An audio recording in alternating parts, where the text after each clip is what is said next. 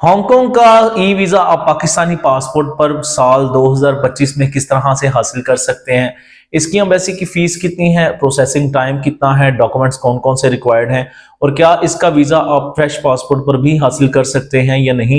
ये तमाम तर पॉइंट्स इस वीडियो में मैं क्लियर करने वाला हूं। अगर आप भी हांगकांग जाने के ख्वाहिशमंद हैं तो ये वीडियो आपकी है, आपके लिए है। इस वीडियो को देखने के बाद आपके बहुत सारे क्वेश्चन जो हैं वो क्लियर हो जाएंगे और उसके बाद आप आसानी हांगकांग का ई वीज़ा हासिल कर सकते हैं। अगर आज से पेशतर हमारी वीडियोस देखें हांगकांग से रेलिवेंट, तो हमने हांगकांग के बहुत ज़्यादा वीज़ा जो हैं वो ग्रांट करवाए हैं और बहुत ज़्यादा वीज़ाज़ का जो फीडबैक है वो भी हमने अपने व्यूवर्स को दिखाया है कि हांगकांग का वीज़ा पाकिस्तानी पासपोर्ट पर किस तरह से हासिल कर सकते हैं। 2025 की बात की जाए और न्यू अपडेट्स की बात की जाए तो इसमें हांगकांग का ई वीज़ा आप 3 तरह से पाकिस्तानी पासपोर्ट पर अप्लाई कर सकते हैं। पहला तरीका जो है अमूमन मैं सजेस्ट नहीं करता और ना ही हम इस वीज़ा को इस तरीका से अप्लाई करते हैं, लेकिन ये तीनों तरीका आपको मैं तरीकाकार जो है स्टेप बाय स्टेप मैं आपको बताने वाला हूं। सबसे पहला तरीका हांगकांग का वीज़ा पाकिस्तान से अप्लाई करने का ये है कि आप चाइनीज एम्बेसी के थ्रू भी हांगकांग का वीज़ा अप्लाई कर सकते हैं।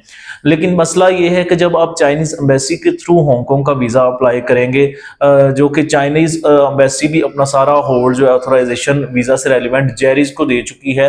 तो जब आप हांगकांग एम्बेसी के थ्रू अप्लाई करते हैं तो आपको इनविटेशन जो है वो दरकार होता है हांगकांग से, और विदाउट इनविटेशन आप हांगकांग का वीज़ा अप्लाई नहीं कर सकते अगर आप चाइना एम्बेसी के थ्रू अप्लाई करते हैं।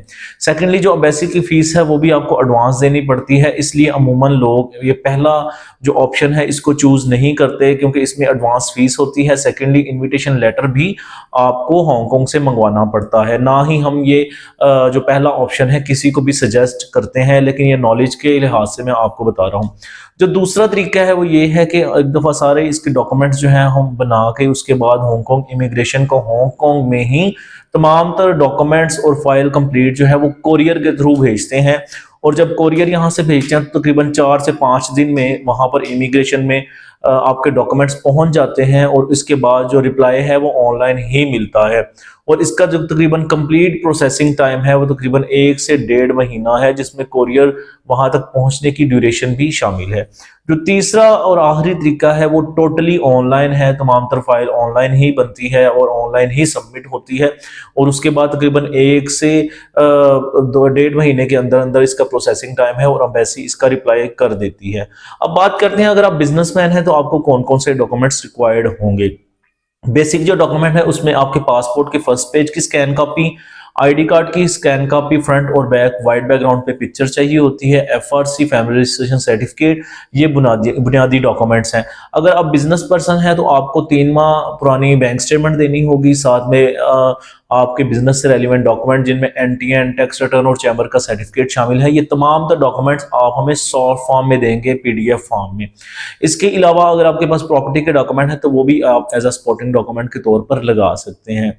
सेकेंडली, अगर आप पहले किसी कंट्री में ट्रैवल कर चुके हैं तो उन कंट्रीज की आप वीजाज की कॉपी देंगे, इन आउट की स्टैंप्स की कॉपी भी आप स्कैन में देंगे। इसके अलावा अगर आप किसी मुल्क में पहले से जा चुके हैं और वहां पे आपने पिक्चर्स बनाई हैं टूरिस्टिक पॉइंट ऑफ व्यू से जब आप गए थे, तो वो भी आप हमें साथ भेजेंगे और वो भी हम साथ अटैच करके आपका वीजा अप्लाई करेंगे। इसके अलावा और कोई भी ऐसे डॉक्यूमेंट नहीं चाहिए, ये टूरिस्ट वीजा के लिहाज से मैं आपको बता रहा हूँ। इसकी जो फीस है वो 230 हांगकांग डॉलर है और वो आपको एडवांस पे नहीं करना पड़ती। आप वीजा की जो फीस है वो तभी सबमिट करते हैं जब आपका वीजा जो है वो ग्रांट हो जाए और आपको एक ग्रांट नोटिस मिल जाए कि आपका वीजा ग्रांट हो चुका है।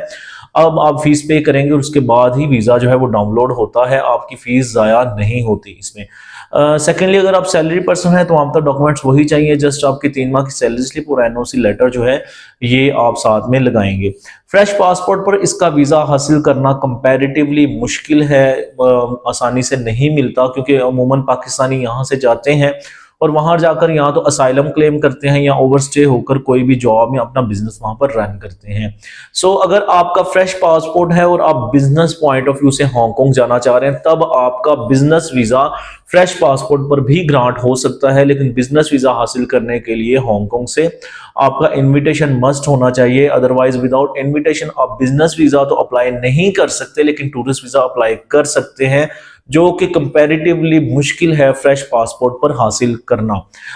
इसके अलावा हांगकांग की जो फीस है वो 230 हांगकांग डॉलर है, जो आज के हिसाब से 2025 जनवरी की मैं बात कर रहा हूँ, तकरीबन 8 से 9 हज़ार पाकिस्तानी रुपीस जो है वो बनती है। इसकी वीजे की जो वैलिडिटी है ये 3 माह होती है और duration of stay depends upon your travel plan, कि आपने 5 दिन का या 10 दिन का या 15 दिन का ट्रैवल प्लान किया है। इनिशियली जब आप फर्स्ट टाइम इसका वीजा अप्लाई करते हैं तो मल्टीपल या डबल एंट्री नहीं मिलती, सिंगल एंट्री ही मिलती है। अगर एक दफा ट्रैवल कर चुके हैं तब आपको मल्टीपल या डबल एंट्री वीजा मिल सकता है।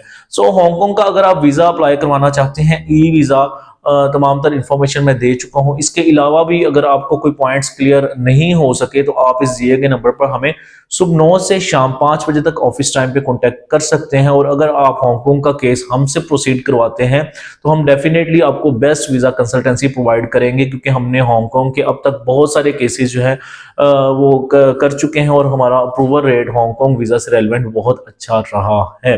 वीडियो को लाइक करें, शेयर करें, चैनल को सब्सक्राइब करें और बेल आइकन दबाना मत भूलें, ताकि 2025 में जितनी भी एम्बेसीज की नई अपडेट्स हैं हम टाइमली आप तक को पहुंचा सकें। एक नई वीडियो के साथ आपके सामने दोबारा हाजिर होंगे, तब तक के लिए खुदा हाफिज।